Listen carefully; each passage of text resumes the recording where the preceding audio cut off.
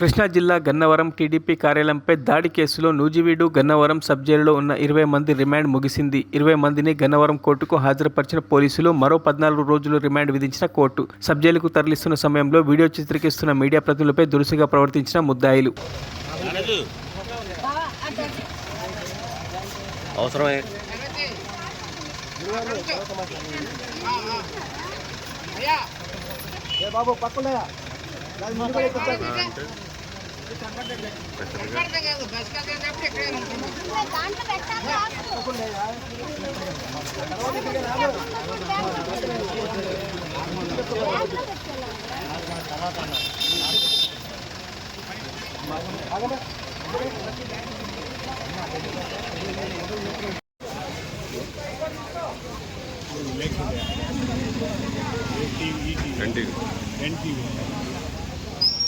చెప్పండి sir, suffer అవుతున్నారు.